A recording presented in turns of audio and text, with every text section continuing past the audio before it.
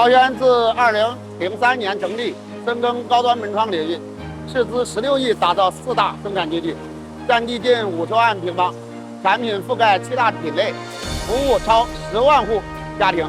在亚洲门窗行业影响力显著。在数字化与双碳的大背景下，新豪轩积极打造绿色工厂，云浮金地14兆瓦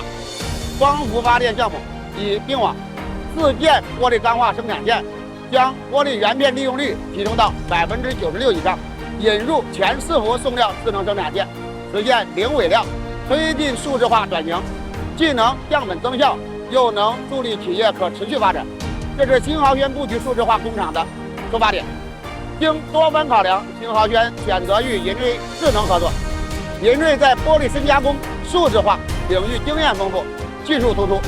提供的解决方案可实现新豪轩玻璃加工全流程智能化，